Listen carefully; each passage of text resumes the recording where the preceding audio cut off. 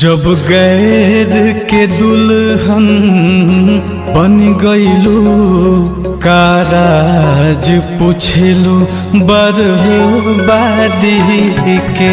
जब गैर के दुल्हन बन गईलू काराज पूछलू बर्बादी के।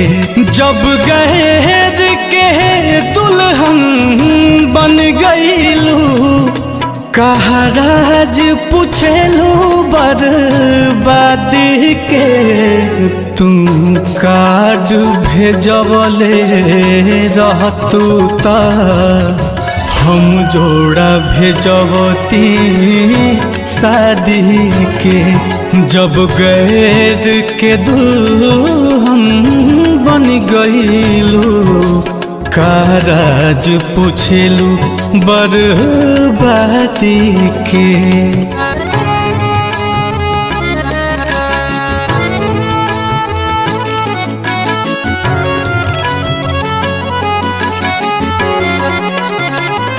दुआ बा चमकत रह चांद यस ससुरारी में। फूल यस गमकत रह पियावा के फुलवारी में। दुआ बा चमकत रह चांद यस ससुरारी में। फूल यस गमकत रह पियावा के फुलवारी में। कहब तहने की सजा दी हो अपने हाथे मोर समाधि के। तुम कार्ड भेजवले रहतू त हम जोड़ा भेजवती शादी के। जब गैर के दुल्हन बन गईलू काराज पूछलू बर्बादी के।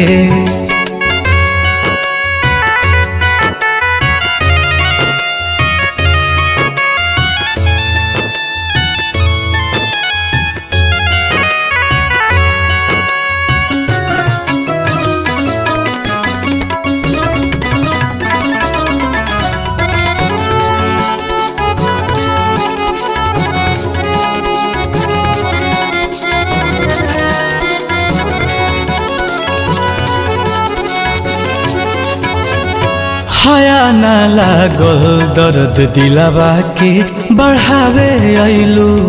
सोनू सुधा करके दिहल चिन्हा दिखावे आइलू।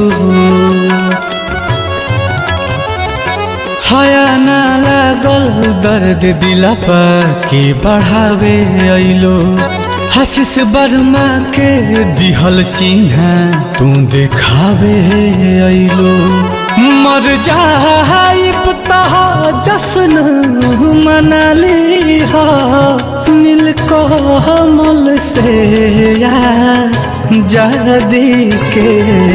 तुम कार्ड भेजवले रहतू त हम जोड़ा भेजवती शादी के।